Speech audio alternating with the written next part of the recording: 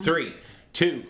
Hi everybody, welcome to the Todd and Erin Daily Stream. Got to talk with someone about the Women of Worth at womenofworthutah.org. Yes, www.utah.org. Marie Tully just is a longtime friend and one of the smartest, bravest women I know. And so when she took on this charity, I knew it was going to be incredible, but I wanted her to explain why it is so important that you are at their fundraising gala with us in November. Watch. With Women of Worth, we take women that have been through some tragic life events that have already gone out of crisis and are ready to start rebuilding their self-esteem, skills, life skills.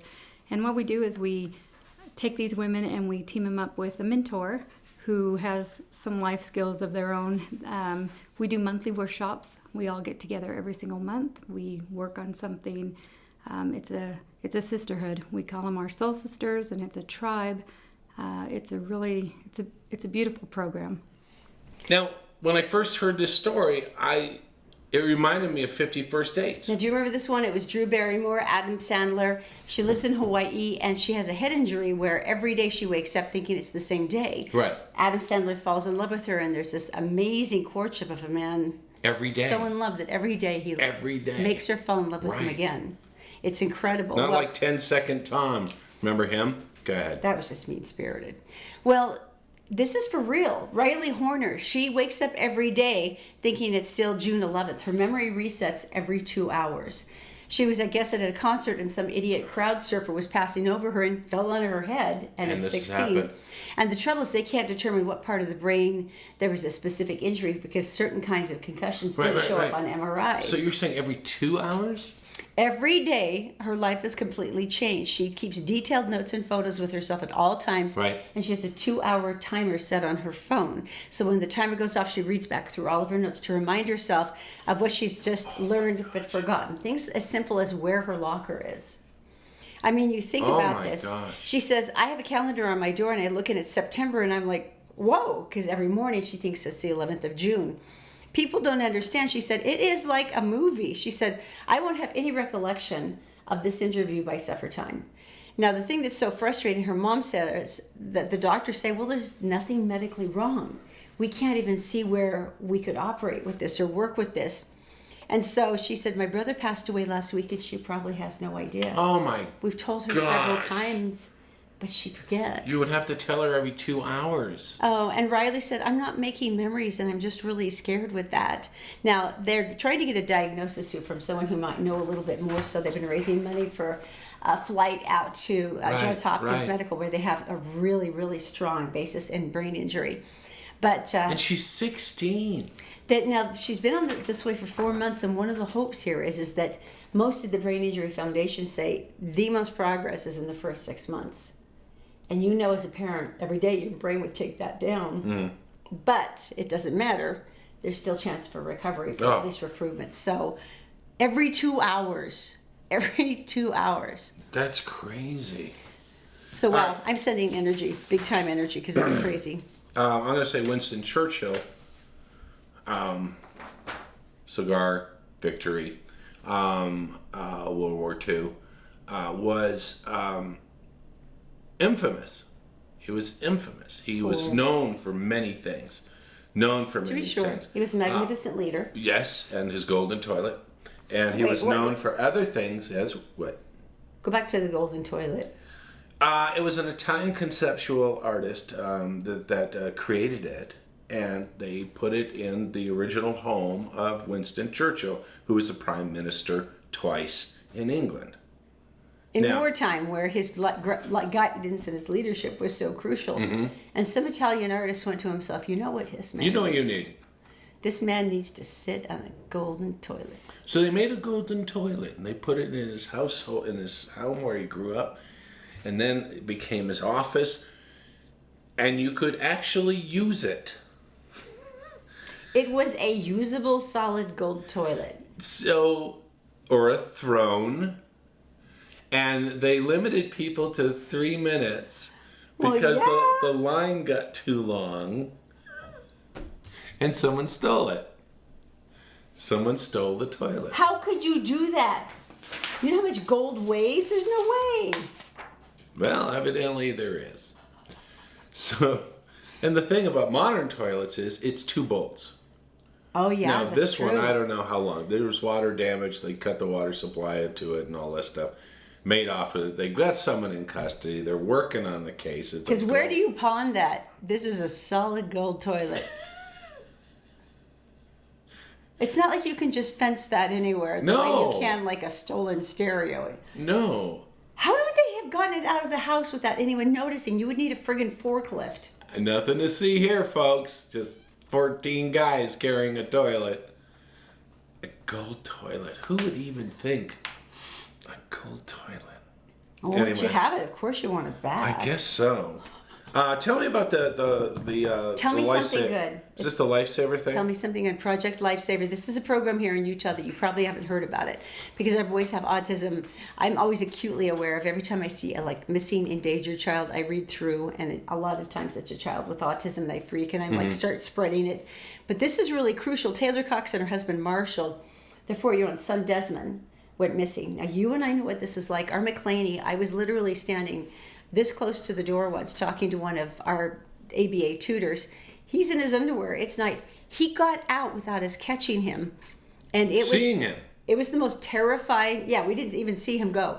It was the most terrifying hour and a half of my life. All dozen times that it happened. No, but this one was the one where he actually ended up half a mile away in somebody's kitchen and the police were called. And I thank God that they all got this together.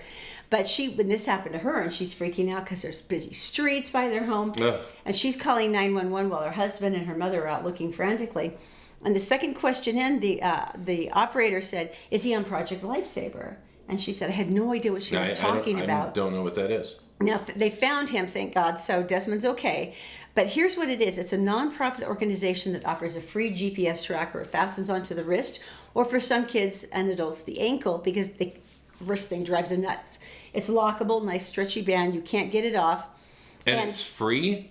And it's free. Several police departments and sheriff's offices in Utah are part of this. And it's pretty incredible. The ones that are along the Wasatch Front, there's only a couple. Is this it? Yes, Summit County Sheriff's Office offers it, North Salt Lake Police Department. Do them all. Duchesne County Sheriff's Office, Garfield County, La Verkin, Santa Clara, Ivans Police Department, Sevier County, St. George, Washington City. And if that's I'm hoping more get it. If you're not on the list, go ahead and ask. So the thing is that if something had happened, you immediately call 911, say, "Hey, he's on Project Lifesaver," give them their full name and birth date, and kaboom, it's up everywhere. Nice. And the police can literally drive and pick them up.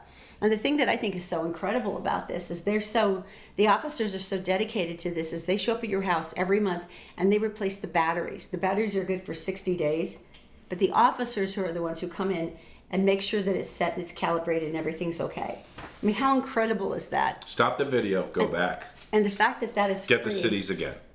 It's projectlifesaver.org. Oh projectlifesaver.org. And for children on the spectrum or children with other special needs, for adults perhaps with dementia or Alzheimer's. All the time. That's who we see, isn't it? This is incredible. Yes. Those are the people who go missing. So it's just an incredible thing. Projectlifesaver.org. I'm going to put a link underneath in the comments. All right. So this is one of my new favorite things is what would you do? I'm going to tell you a story. What would you do? Sometimes it's a moral issue. Sometimes well, I'll tell you what today's is. My husband and I have a 2-year-old and a 5-month-old child.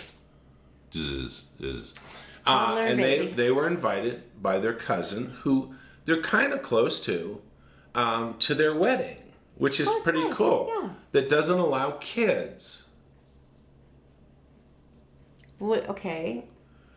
Get a babysitter. Have we been to a wedding without kids? Yes. I don't remember. Anyway. Get a babysitter, yeah. So it's a 6-hour drive. That's harder. They're a little tight on money. And vacation days. That's harder. Okay, so the question is, what do you do? For me, it's so easy. Because, I mean, if you go, you've got 6 hours of driving, so that's 6 hours and then 6 hours back. I don't see how you can do it in all in one day, That's like especially 1,200. since you've had this. It's like 1,200 miles. And then you've got the wedding. And then get gas money, and then you got to put yourself up someplace, and then you got to find a babysitter locally. Or someone who stays at home with your kids. But you and I both know it's never the expense of the ticket we bought, like to Burning Man or to something else. Right. It is always the babysitter money that kills you every time. So that's a huge expense.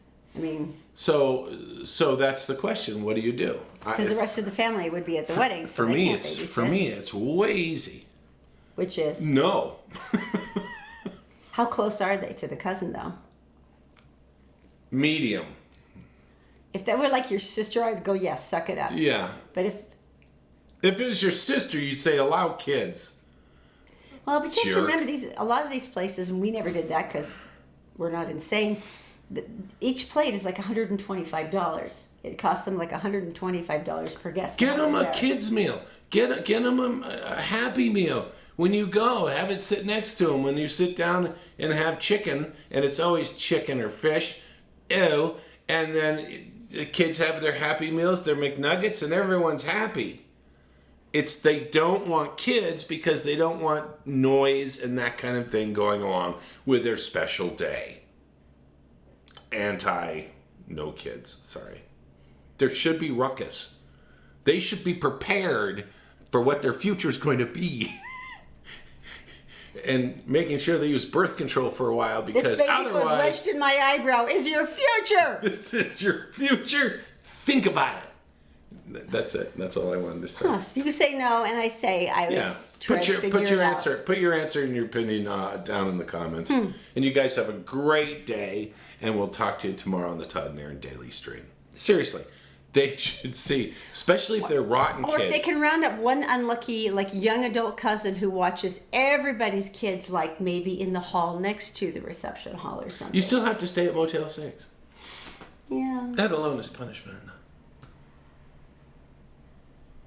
Take the kids everywhere. Torture people. It's almost like your civic duty at this point, isn't it, honey? I don't know.